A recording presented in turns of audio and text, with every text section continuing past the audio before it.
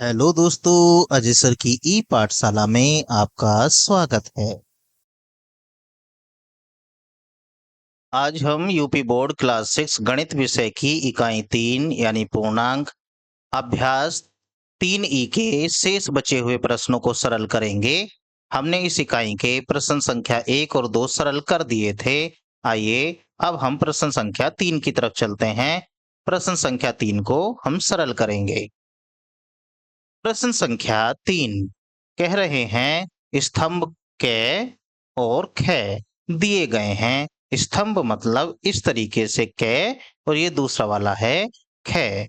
स्तंभ क में अंकित भाग के प्रश्नों के उत्तर स्तंभ ख में अव्यवस्थित क्रम में दिए गए हैं। मतलब स्तंभ क में ये जो भाग के प्रश्न दिए गए हैं, इनके उत्तर इधर आगे पीछे करके लिख दिए गए हैं। तो अपनी अभ्यास पुस्तिका में स्तंभ क के भाग के प्रश्नों का स्तंभ ख में उसके उत्तर से मिलान कीजिए। मतलब इधर जो प्रश्न दिए गए हैं, इनके उत्तर दूसरी तरफ आगे पीछे करके लिखे गए हैं। आप एक एक प्रश्न को सरल करिए, उसका जो भी उत्तर आएगा उस उत्तर को इधर देखिए और उसी से उसको मिलान कर दीजिए। चलिए शुरू करते हैं।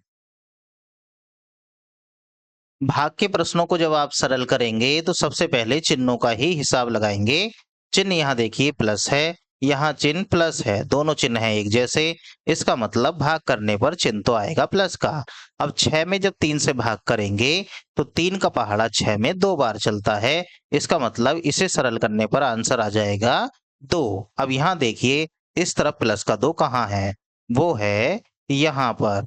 मतलब हमें अब इसे यहाँ से यहाँ मिलाना है। ऐसे ही दूसरा प्रश्न देखिए, ये है -12, भाग लगा है 6 से।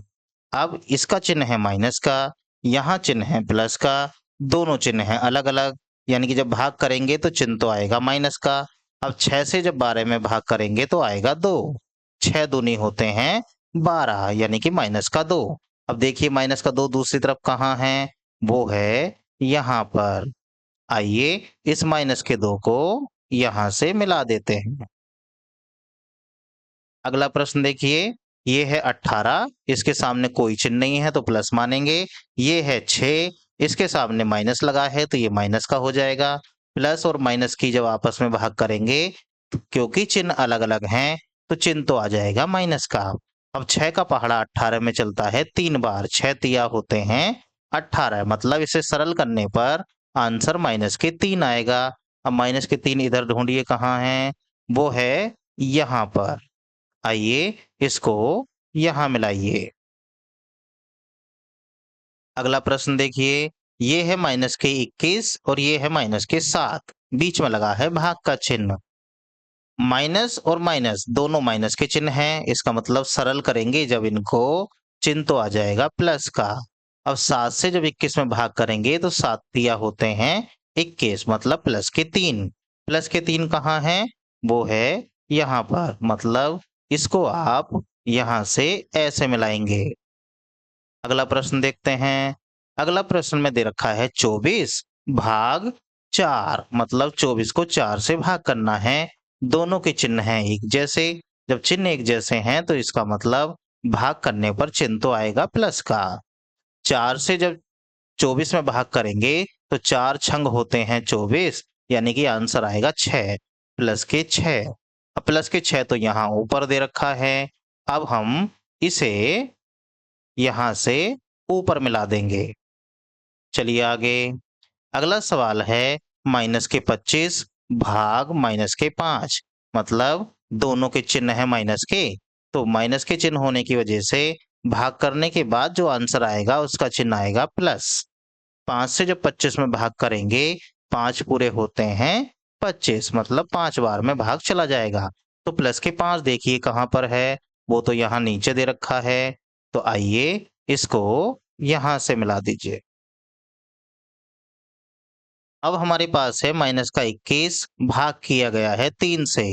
यहाँ पर चिन्ह है माइनस, यहाँ कोई चिन्ह है नहीं तो ये है प्लस। दोनों चिन्ह अलग अलग हैं, इसका मतलब जब इनका भाग करके सरल किया जाएगा तो चिन्ह तो आएगा माइनस का। 21 में जब 3 से भाग करेंगे 7 तिया होते हैं 21 मतलब माइनस के 7। अब देखिए माइनस का 7 कहाँ है, वो है यहाँ पर। तो इसको मतलब हो गया कि हमें इसे ऊपर यहाँ मिलाना है।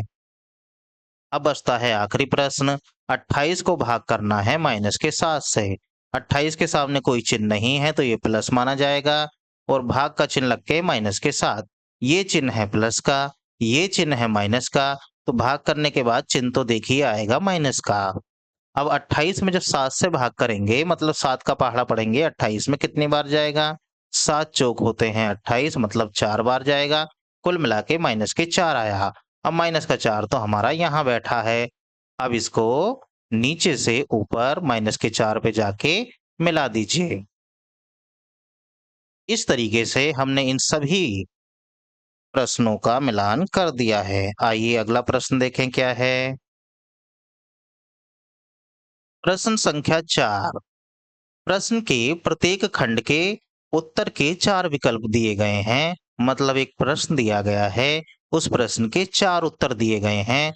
इन उत्तरों में से केवल एक उत्तर सही है।